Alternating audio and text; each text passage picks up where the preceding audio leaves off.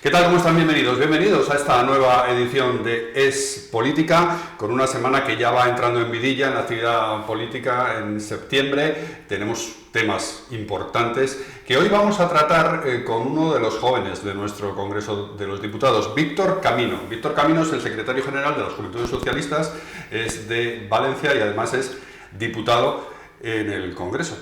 Víctor, ¿qué tal? Bienvenido. ¿Qué tal? ¿Cómo estáis? Me has pedido que te tutee al principio. Por cierto, ¿tú tuteas a Pedro Sánchez cuando hablas con él? Sí, bueno, sí, la mayoría de veces sí. En un contexto también de Ejecutiva Federal. ¿De sus diputados? Yo creo que sí, al final depende del contexto y depende el marco, pero en general yo creo que hay que naturalizar más la política, que si no se aleja demasiado de la ciudadanía.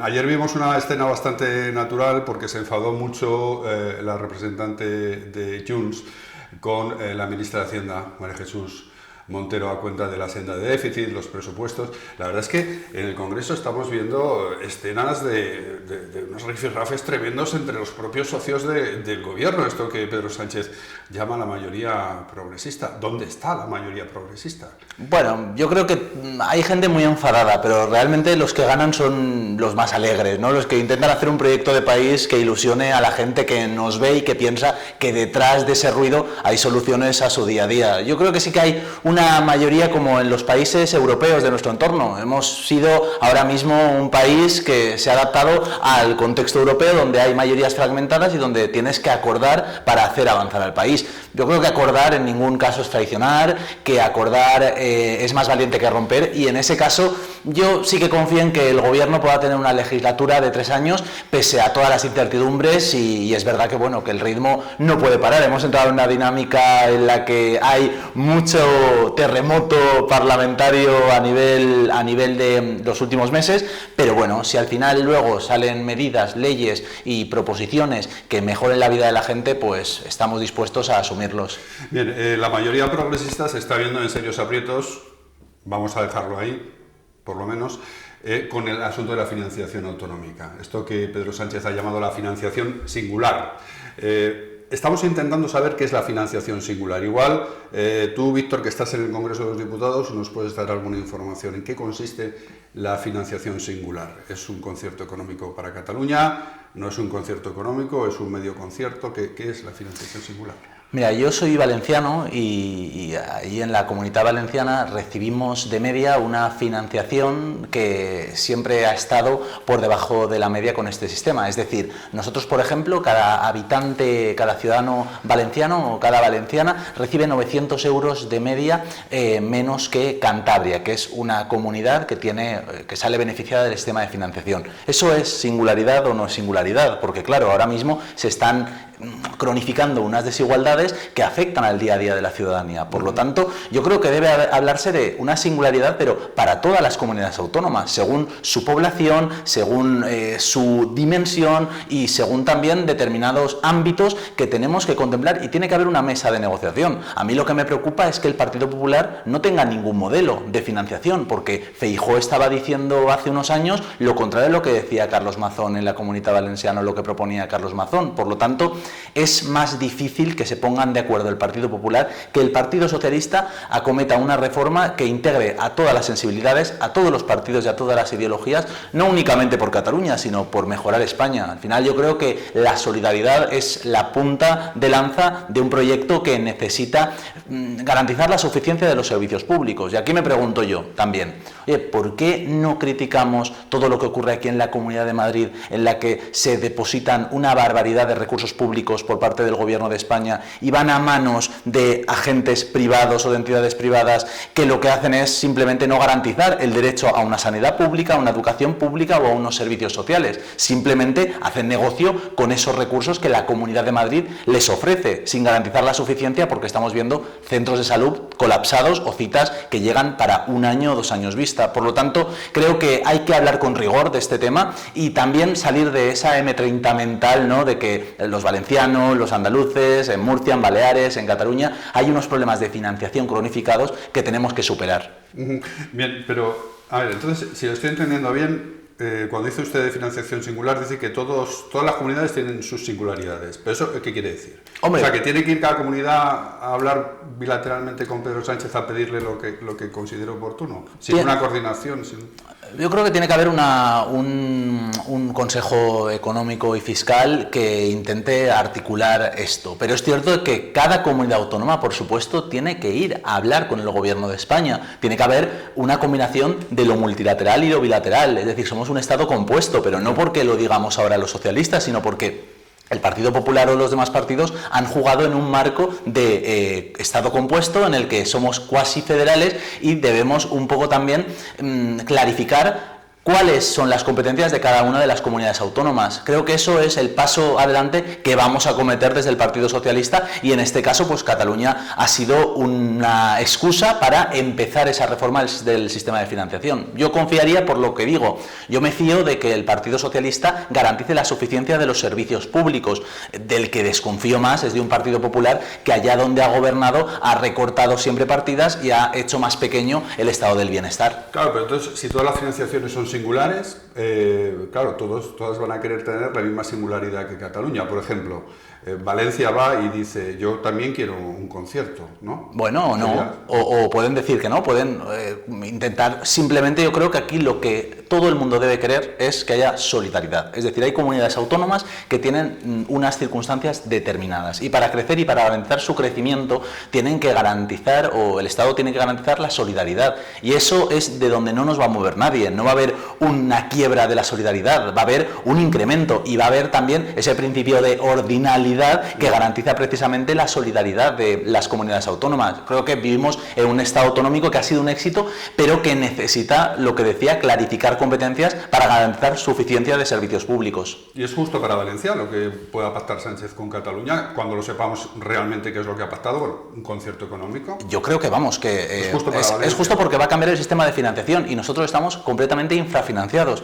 Verás, Mariano Rajoy entró a gobernar en 2011 y decía que iba a cambiar el sistema de financiación en 2014. Llegó 2018, cambió el gobierno, es decir, hubo una moción de censura y Mariano Rajoy, con mayoría absoluta al principio y después ya una mayoría más débil, no cambió el sistema de financiación, no hizo cambios. Por eso, al final ahora cuando el Partido Popular habla de la Comunidad Valenciana como no, es que es un agravio comparativo. Un agravio comparativo es cuando los presupuestos generales del Estado, con Mariano Rajoy, se invertía un 7,5% en los presupuestos generales del Estado y ahora mismo estamos ya al borde del 10%, que es lo que pide nuestro Estatuto de Autonomía como valencianos y valencianas. Por eso es fundamental decirle a la gente que durante este tiempo, durante estos 6 años de gobierno, ha habido una inversión de casi 300.000 millones de euros más a las comunidades autónomas por lo que ha pasado con el COVID, por las consecuencias de la guerra de Ucrania, pero han tenido dinero para hacer política. Ahora el señor Carlos Mazón tiene más dinero que el que tenía Ximo Puig en la caja para poder ejecutar e invertir. Lo que pasa es que, claro, aquí va la priorización. Tú prefieres invertir en dar dinero, por ejemplo, a los ricos con bonificaciones fiscales o en garantizar que en un centro de salud haya una atención digna. Todos son prioridades.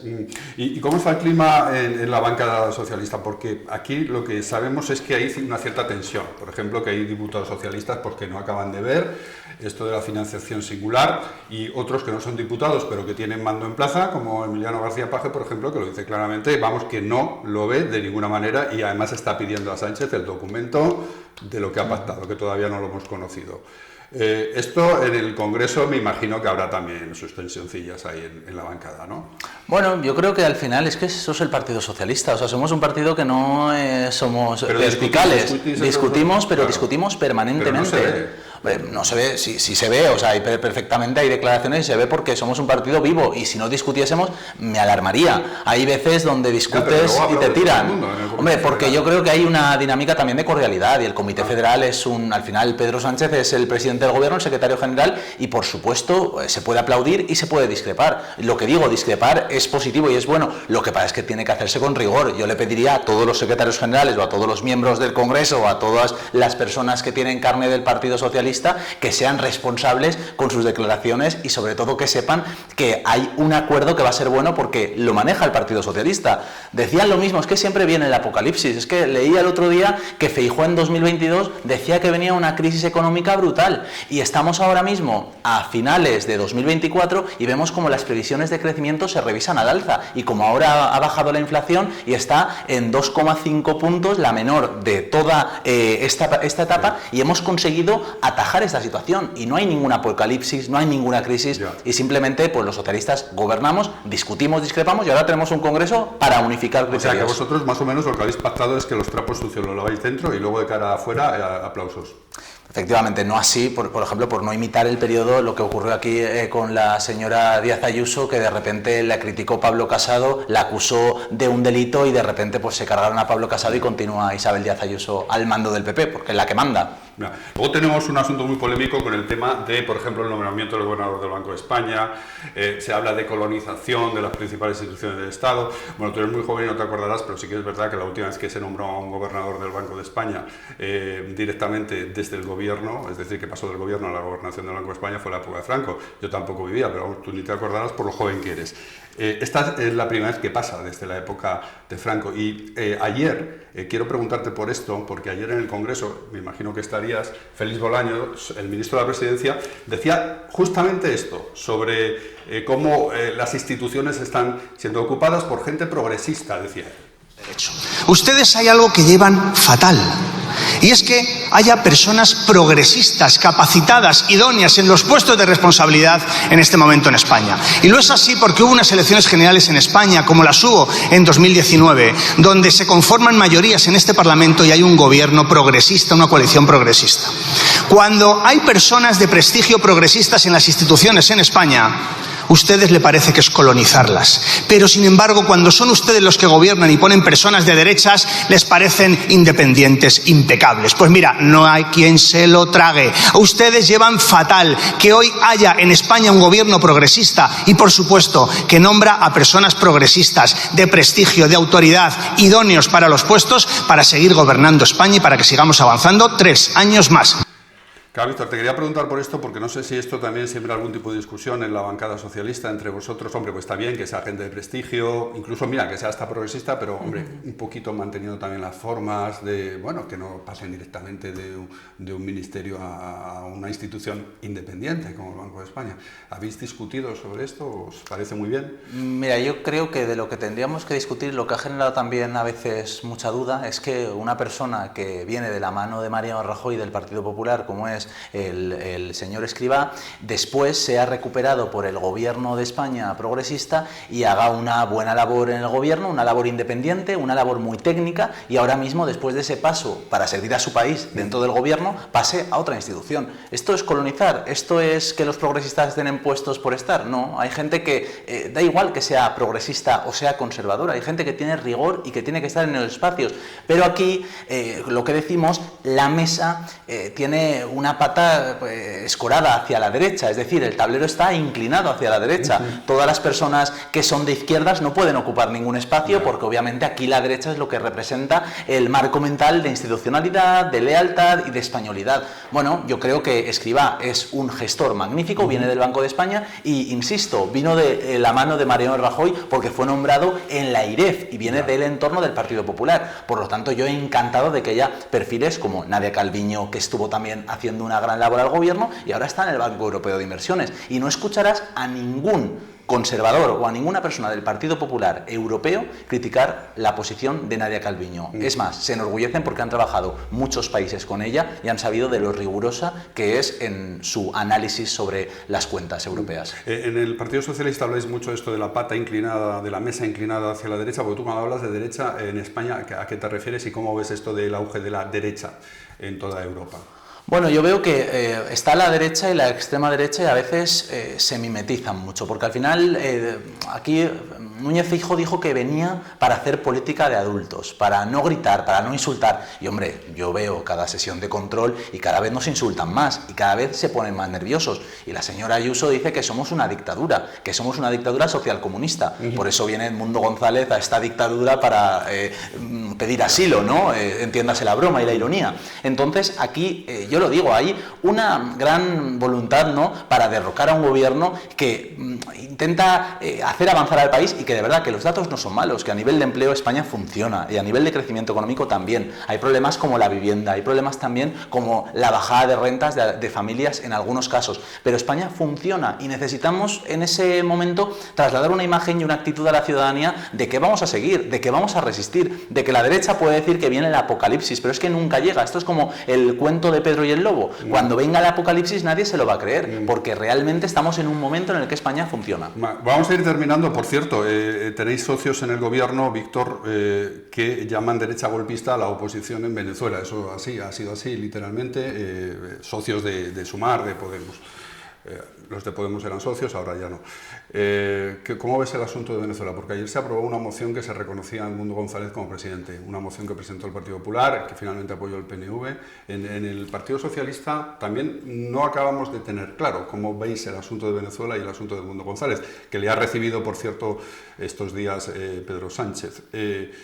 ¿Cuál es la posición real del Partido Socialista? Pues la posición real del Partido Socialista es ser responsable respecto a la política internacional, es hacer una alianza con todos los países de la Unión Europea respecto a lo que ocurre en Venezuela y es sobre todo ser un país de acogida para todas aquellas personas que están sufriendo la barbarie de Maduro y la barbarie de un régimen que no es una democracia, que es una dictadura y que está haciendo que mucha gente salga exiliada. Por eso vamos a ser completamente contundentes respecto a aquellas acusaciones que se hacen de una parte y de otra. La derecha dice que esto es un desastre y la izquierda, pues hay una parte de la izquierda que asume postulados que luego tiene que corregir, porque al final lo que ocurrió en Venezuela en las elecciones del pasado mes fue una vergüenza. No enseñaron las actas, hubo una discriminación, una detención a las personas que se manifestaron contra eso, a la oposición venezolana, y ahora mismo la oposición venezolana viene a España, a un país, por cierto, gobernado por los socialistas, y eso aleja toda sombra de dudas de que nosotros estamos con cualquier tipo de régimen islamista, nosotros estamos con la democracia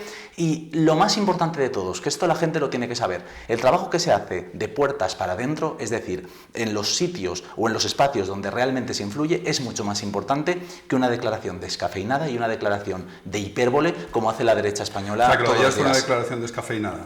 Lo del reconocimiento de Edmundo González. No, lo de ayer fue una manifestación del Parlamento que se asume, todas las manifestaciones del Parlamento se asumen.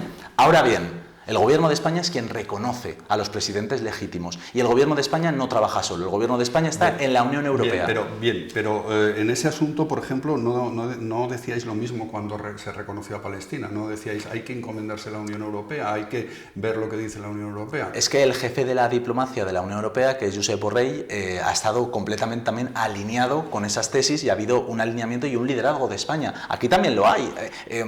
Edmundo González no se ha ido a otro país, se ha ido a España. Ha venido a España porque sabe que el gobierno de España tiene una diplomacia exquisita y excelente en la que va a estar protegido. Estamos hablando también a nivel, el otro día, por ejemplo, hablaba con una formación política de izquierdas que ha estado con la oposición venezolana y que tiene que exiliarse porque se implicó demasiado en la campaña de Edmundo González y les estamos ayudando para que puedan pedir asilo en España. Por lo tanto, que al Partido Socialista se le diga que estamos en connivencia con el golpismo, bueno, con el golpismo en este caso, con la dictadura de Maduro, es una absurdez y es el síntoma de cómo está la derecha, una derecha desnortada que tiene que criticar porque España avanza. Y yo lo siento por los agoreros, pero lo que decía el otro día Pedro Sánchez lo decía en el Comité Federal, nosotros vamos a liderar el optimismo, quien quiera estar en el agorerismo, que quiera estar en el pesimismo, oye, que se sume, pero aquí hay un proyecto de país que yo entiendo que merece la pena y voy a trabajar para eso. Vamos a ver los aplausos que había ayer en el Congreso. Hemos seguido muy de cerca el asunto de Venezuela porque merece la pena ver cómo se aprobó esa moción del Partido Popular, esa proposición no de ley. Y también, fíjense en la gente que había en la tribuna de invitados, Antonio Ledezma, gente importante de la oposición venezolana al régimen de Maduro, que estaban ayer muy atentos, viven en Madrid y ayer fueron al Congreso a seguir esa votación.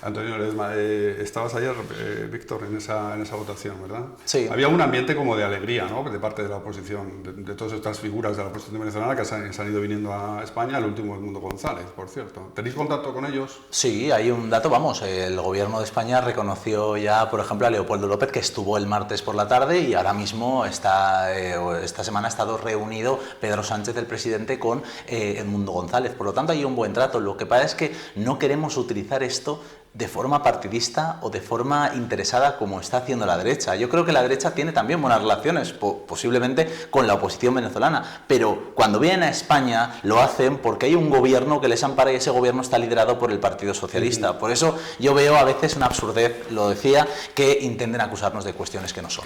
Pues muchas gracias, Víctor Camino, secretario general de Juventudes Socialistas, diputado del PSOE por Valencia. Gracias por estar con nosotros hoy en Es Política. Esperamos contar más con tu presencia, si lo tienes a bien. Claro, muchas gracias por invitarme. Gracias, Javier. Bueno, vamos a seguir con más cosas en Es Política de esta semana. Vamos a recalcar este asunto con el que comenzábamos la entrevista con Víctor Camino, ese rifirrafe ayer en el Congreso entre María Jesús Montero y la portavoz de Junts, a cuenta de todo lo que va a ocurrir en las próximas semanas. Ese intento de aprobar unos presupuestos que parece que va a ser complicado que los pueda aprobar Pedro Sánchez. Escuchen y vean lo que pasaba ayer.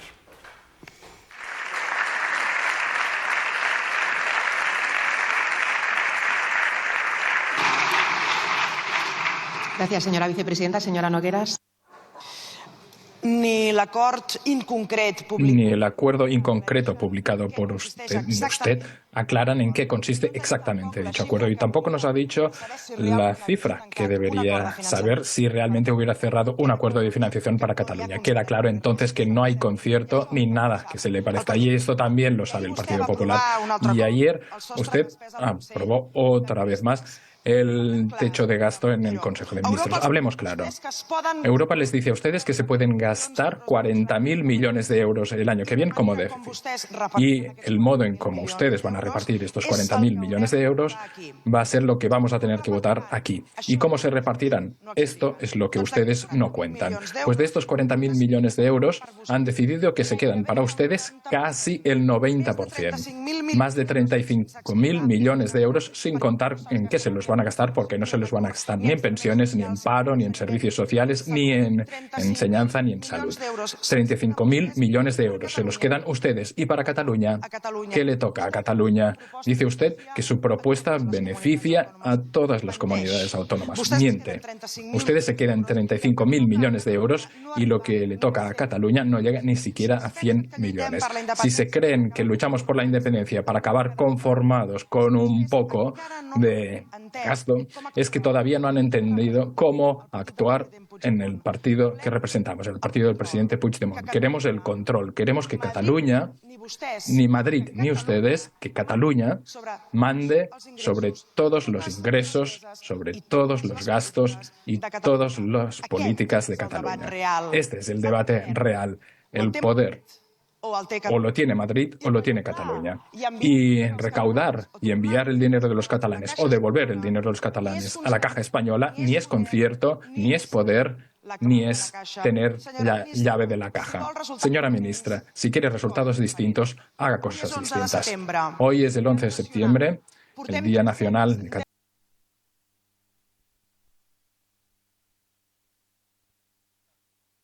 Seguimos otra vez, seguimos con nuestra Es Política de esta semana, Es Política con las dos principales figuras de Es Diario, el director y el corresponsal político, Benjamín López.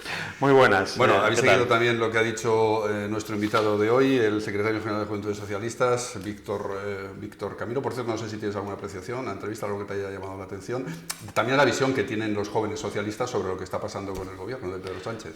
Bueno, claro, efectivamente veo un partido socialista muy entregado al líder, ¿no? Eso es sin duda alguna, ¿no? O sea, lo que sucedió en el Comité Federal el fin de semana pasado no es casual, es un poco el dominio interno que tiene Pedro Sánchez sobre el partido, ¿no? De hecho, la convocatoria de un Congreso Federal un año antes de lo previsto responde a eso, ¿no? A ese control férreo que quiere tener Pedro Sánchez del partido en un momento en el que hay un conato de incendio algunos varones sublevándose, otros con la boca pequeña haciendo críticas. Quiere laminar cualquier crítica. En el Comité Federal ya no hay crítica, hay aplausos, ¿no? No hay crítica. Esto lo dicen los socialistas del Viejo Testamento, ¿no? Dice, antiguamente estaba mal visto aplaudir al secretario general en un comité federal, ¿no? Porque quedabas como un auténtico pelota, ¿no? Dice, allí solo se escuchaban críticas y críticas muy duras. Luego salíamos todos a una, dicen, ¿sabes? Y salía una posición del partido y todos estábamos de acuerdo. Pero realmente en el Comité Federal había discrepancia. Hoy día eso ya no existe, ¿no? Y el que se sale del carril prácticamente lo abandonan, ¿no? Y además que va en contra de la esencia del PSOE. El PSOE al final es un partido federal, un partido que al final siempre hace gala de tener, digamos, diferentes direcciones, digamos, a nivel territorial y diferentes, por tanto, sensibilidades y puntos de vista, y ahora se está viendo cómo se está, digamos, cambiando totalmente la esencia del PSOE para convertirse en la que, digamos, en un partido de aplausos al líder, sea Sánchez o sea quien sea, vaya, un partido de aplausos al líder, ¿no? Y realmente lo que está diciendo Benjamín, nos lo confirman fuentes del PSOE, y es que a las puertas, ya no solamente un comité federal como el que hubo, sino a las puertas de un congreso, el que no se vea prácticamente críticas es que es una anomalía, digamos, histórica del PSOE. Me ha llamado la atención la entrevista con Víctor Camino, siendo la juventud siempre más tendente a contestar, a protestar, a oponerse incluso a sus líderes, cómo tienen asumida esa consigna de aplausos, siempre aplausos hacia afuera, y luego las discrepancias que se queden dentro. Bueno, a ver, yo creo que eso tiene que ser lo lógico, un partido político, sinceramente lo digo, ¿eh? Es decir, que las discrepancias se tienen que arreglar dentro, pero eso aplicado al PSOE, aplicado al PP, aplicado a cualquier otro partido político. Las discrepancias se tendrían que arreglar dentro y luego salir públicamente pues con un mensaje único. Yo creo que eso es lo lógico, vaya, digamos, pero al final estamos hablando de política y más en estos momentos donde hay tal, digamos, polarización, tal tensión en la política, que cualquier mínima discrepancia pues puede ser exagerada y vista como un mundo. Pero bueno, insisto, en el caso concreto del Partido Socialista, históricamente a las puertas de un, no siempre, no, a las puertas de un congreso y a las puertas de un comité federal había más críticas de las que hay en estos momentos y de las que permite en estos momentos la dirección nacional del partido. Bueno, el caso es que la situación parece complicada. Benjamín, comenzábamos este tiempo de debate con la declaración, el rifirrafe de esta semana entre María Jesús Montero, la ministra de Hacienda, y la portavoz de Junts, Marta Nogueras, que hubo tensión. Vamos, Marta Nogueras diciéndole a la ministra que ya no solamente es una cuestión de ingresos, sino de poder, de controlar la situación, de tener el poder en Cataluña. Sí, bueno, esto también hay Pero esto dibuja una situación de ingobernabilidad claro, total. Esas declaraciones de Miriam Nogueras hay que leerlas también en clave interna catalana, ¿no? Entre la disputa que tienen dentro del propio independentismo, entre Esquerra Republicana, que intenta apuntarse el tanto del concierto económico, y Junts, que no se quiere quedar fuera de juego y por lo tanto dice que eso no es suficiente, que aquí eso son migajas, viene a decir, ¿no? Que ellos lo que quieren de verdad es recaudar todo el dinero y decidir sin intermediación del gobierno qué hacen con su dinero, ¿no? Y que ya veremos si le damos algo al resto de España, ¿no?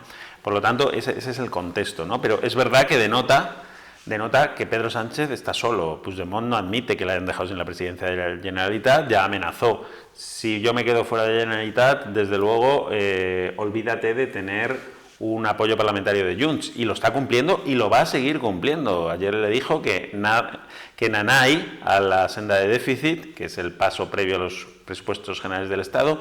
Sin aprobar la senda de déficit no puede haber presupuestos generales del Estado, y todo indica que no los va a haber. Por lo tanto, Pedro Sánchez va a tener que gobernar con los presupuestos prorrogados, ¿no? 2 años, no 1, 2 años, ¿no? Él decía que era imposible y que había que convocar elecciones cuando se tenían que prorrogar los presupuestos. Pues bueno, él los va a tener 2 años, ¿no? Va a seguir gobernando, desde luego, por eso no va a convocar elecciones.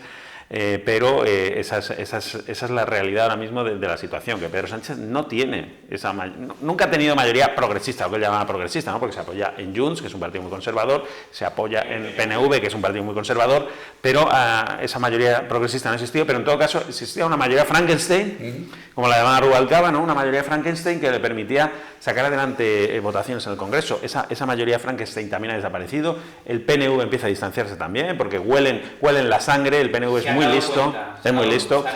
Y al final pues veremos en qué acaba esto, pero desde luego Sánchez va a tener muy difícil gobernar. Podrá estar en el gobierno, pero ¿qué es gobernar? Sacar leyes en el Congreso que puedan ser útiles para los ciudadanos, desde luego eso lo tiene complicadísimo. Luego vamos a hablar de esa votación en la que el PNV se desmarcó de la mayoría de esa gubernamental con el tema de Venezuela, Hugo, pero tú estuviste en esa votación, luego nos lo cuentas, pero has estado también esta semana por el Congreso.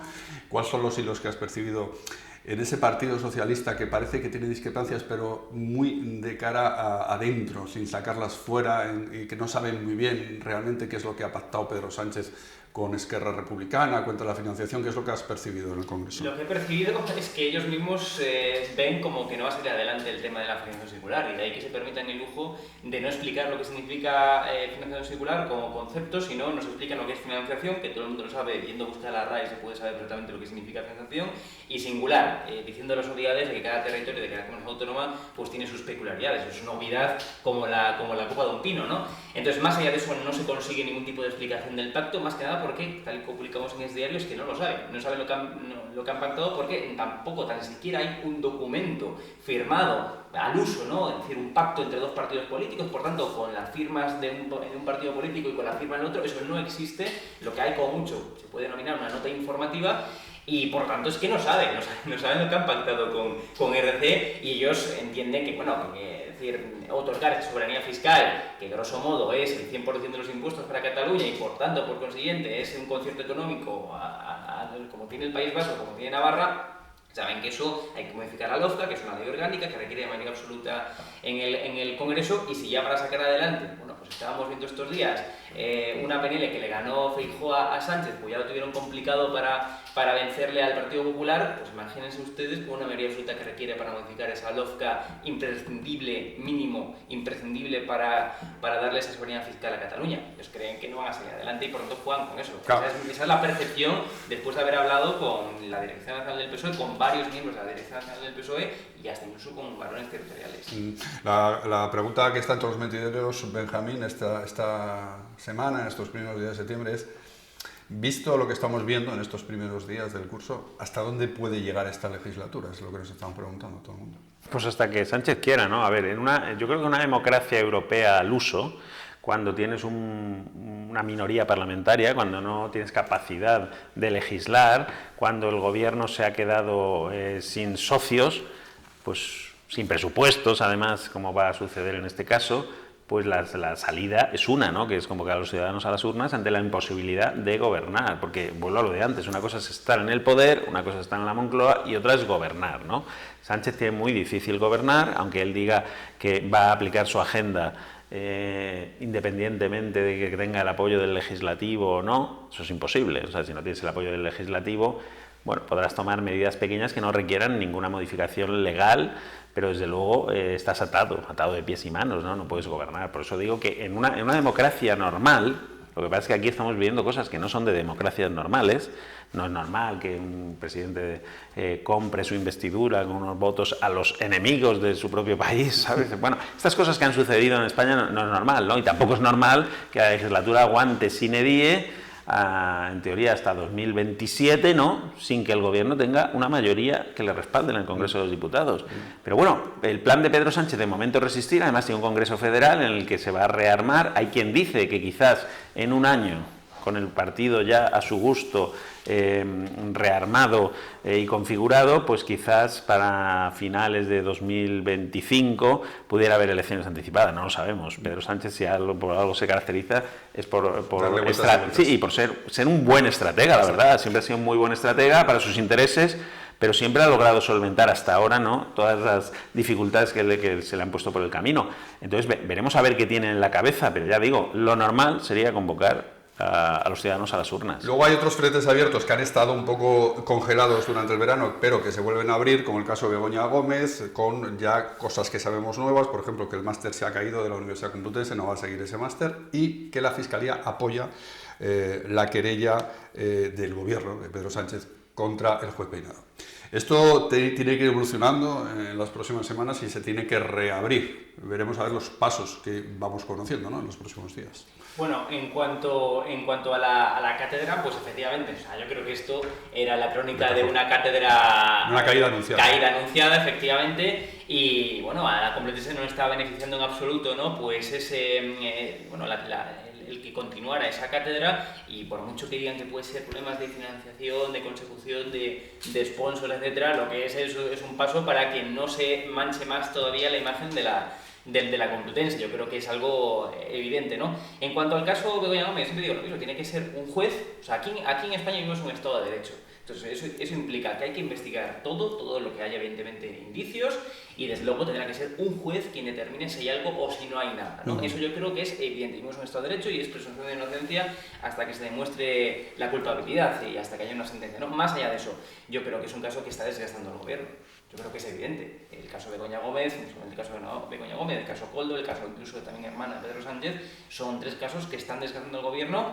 Veremos en qué acaban, pero que ya de por sí a corto plazo están desgastando al gobierno, ¿no? Y en cuanto al tema de la Fiscalía, bueno, a nadie le sorprende que la Fiscalía, evidentemente, ya no tiene por función, digamos, velar por la independencia judicial y velar, por tanto, porque se cumpla y se respete la ley y que se aplique correctamente la ley y, por tanto, que haga valer los Estados de derechos y no los intereses, en muchos casos, del gobierno, lo cual yo creo que es, bueno, pues que denota un poco la imagen de la Fiscalía. En todo caso, yo siempre lo he dicho, creo que el juez Peinado está cometiendo errores graves y errores procesales importantes, y no lo digo yo, lo dicen expertos, desde no notificar correctamente, que él tendría que estar encima de ello. Estamos ante un caso muy mediático, tendría que estar viéndolo a la milimésima, errores de procedimiento, no notificaciones, y lo que venimos contando, digamos, en los medios de comunicación. A pesar de ello, insisto, máximo respeto siempre hacia la justicia, y aquí en España, como Estado de Derecho que tenemos, hay que investigar todo aquello que hay. Bueno, yo creo que el Peinado, más que errores, porque si cometiera errores, pues los pagaría, ¿no? No, lo que pasa es que tiene la lupa encima puesta, entonces se agarra a cualquier cosa para criticarle, ¿no? Yo creo que esta maniobra del gobierno con el juez Peinado es eso, una maniobra para intentar sacarle del procedimiento. Si se admite a trámite la denuncia por prevaricación, simplemente con la admisión a trámite, habría que apartar al juez Peinado de la investigación, ¿no?, y sustituirle por otro juez. Veremos a ver qué pasa, porque es algo inédito hasta ahora, es algo inédito. Desde luego, lo que es la querella en sí por prevaricación, todos los juristas que tienen 2 dedos de frente, y por lo menos con los que yo he hablado, te dicen que no tiene ningún recorrido, que esa denuncia por prevaricación de la Abogacía del Estado no tiene recorrido alguno, pero sí puede servir para que, si se admite a trámite, que muchas veces una querella o una denuncia se admite a trámite simplemente para investigarla, pues sí tendría ese resultado, apartar al juez Peinado, ¿no? Por lo tanto, bueno, vamos a ver la decisión que toman al respecto. La Fiscalía se ha posicionado al lado de Sánchez, como siempre, ¿sabes? Como siempre, porque tanto la Abogacía del Estado, no de Sánchez, como la Fiscalía General del Estado, no de Sánchez, están actuando como abogados defensores, los dos al unísono de Pedro Sánchez, ¿no? Y eso también es un problema. Lo de la colonización, y bueno, y seguiremos atentos, porque en Es Diario, en las próximas semanas, a lo que se puede seguir sabiendo del caso de Begoña, porque aunque le hayan quitado el máster, el pufo está hecho ya. Exacto. Y ahí vamos a seguir investigando. Y luego quería también hablar con vosotros de lo de Venezuela. Venezuela, con esa proposición no de ley aprobada ayer, estuviste, Hugo, en el Congreso de los Diputados, aprobada porque el PNV se salió del carril acostumbrado de Pedro Sánchez y votó a favor de esta proposición no de ley, pero que también deja ver ese resquebrajamiento de lo que llama Sánchez el bloque progresista. Sí, bueno, primero quiero decir que el PNV siempre históricamente estuvo... Tiene mucha vinculación con Venezuela con también. la oposición venezolana. Exacto. Históricamente. Eso tampoco nos... o sea, yo ayer hablaba con fuentes socialistas y lo que me decían, bueno, era lógico. O sea, la noticia sería que el PNV no apoyara la PNL, ¿no?, para reconocer a Edmundo González, el opositor a Nicolás Maduro, ¿no? Entonces, más allá de eso, yo creo que también han querido lanzar un mensaje a 2 bandas. Uno, desde luego, al gobierno, diciéndole, oye, mira, aquí no vamos a estar para siempre, que esto de medida progresista, pues ni hay, lo que decíamos al inicio, ¿no?, ni es mayoría ni es progresista, esto depende del momento, depende de la situación, y desde luego aumenta la dificultad todavía más de una legislatura ya intrincada para Pedro Sánchez. Eso por una banda, y luego también creo que el PNV quiso lanzar otro mensaje, en este caso al Partido Popular. Yo creo que el otro día, con ese rifirrafe entre Aitor Esteban y Miguel Tellado, entre los portavoces tanto del Partido Popular y del PNV, hombre, la tensión se acrecentó bastante entre ambos partidos políticos, algo que no compensa realmente ni a uno ni a otro. Si el PNV históricamente estuvo en muchas ocasiones alineado con el Partido Popular, sus votantes no son sospechosos, los del PNV sospechosos de ser comunistas, es decir, es un partido conservador al final, ¿no? Entonces yo creo que también lanza un mensaje a ambas partes, uno al gobierno, ojo cuidado, que aquí no estamos para siempre, para sus intereses de siempre, y otro al Partido Popular de, bueno, vamos a intentar llevarnos un poco mejor.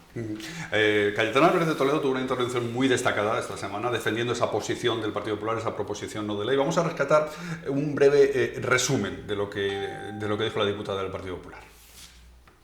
Sé que son horas difíciles para los venezolanos, horas de angustia y de zozobra. Y sin embargo, mientras haya un solo venezolano dispuesto a seguir levantando la bandera de la libertad, mientras haya un solo venezolano dispuesto a jugarse la vida por la democracia, mientras haya un solo niño dispuesto a coger el relevo, habrá esperanzas. Y hay muchos. Vaya si los hay. Podrán quebrar a un hombre, a 100, a 1000, pero jamás podrán quebrar la causa, ni tampoco a una mujer inquebrantable. María Corina Machado, una mujer a la que el movimiento feminista, si no fuera tan sectario, levantaría un monumento. La más valiente, la heroína del siglo XXI. Llámela así, presidente Sánchez, desde China, y trabaje para que el 10 de enero Edmundo González Urrutia jure su cargo y quien salga rumbo al exilio sea Nicolás Maduro. Y a todos los venezolanos, también representados, querida Carolina, por favor, transmíteselo también a tu papá, les digo hoy, solemnemente, la dictadura no encontrará como aliada la indiferencia española. Vuestra causa es nuestra causa. No hay fronteras morales ni ideológicas. Nunca os hemos preguntado si sois de izquierdas o de derechas, de centro o de la nada, porque es irrelevante. Esta es una batalla entre la civilización y la barbarie, y la libraremos hasta la liberación definitiva de Venezuela. Sí, señorías, hasta el final. Muchas gracias.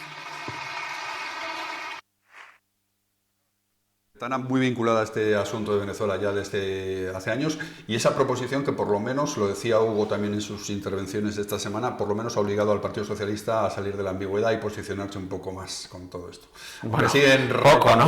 Por ahí, ¿no? Sí, poco, porque por ejemplo hemos visto cómo el presidente recibía a Edmundo González en la Moncloa, pero ni siquiera aparecía en la agenda oficial. O sea, está jugando un poco a le doy asilo humanitario, pero a la vez no le reconozco y a la vez le hago un favor al régimen de Maduro, ¿no? Entonces intento anotarme un tanto en España, pero quedo bien con la mediación, además, de Rodríguez Zapatero, que es la mano que mece la cuna, desde luego, en todo este asunto de Venezuela.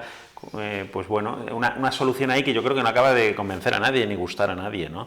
Esa es la realidad, ¿no? Yo creo que España tendría que reconocer a Edmundo González como vencedor de las elecciones, porque si no lo haces, estás reconociendo de facto a Maduro como presidente. O sea, si no reconoces a un vencedor en las elecciones presidenciales, es como si no hubieran existido esas elecciones presidenciales, y entonces diríamos que ratifica la posición de facto de Maduro como dictador de Venezuela, ¿no? Así que, bueno, vamos a ver cómo evoluciona este asunto. Lo de que tenga que ser una posición común de la Unión Europea, pues hombre, sería lo ideal, desde luego, pero no es la excusa del gobierno que con el caso de Palestina, por ejemplo, sin encomendarse a la Unión Europea y muy por delante de sus socios, pues ha decidido reconocer al Estado palestino por su cuenta y riesgo. Por lo tanto, no me vale tampoco esa excusa, porque cuando Sánchez quiere tomar una decisión que cree que le interesa, la toma, ¿no? Independientemente de que la Unión Europea la apoye o no, como hemos visto en Palestina.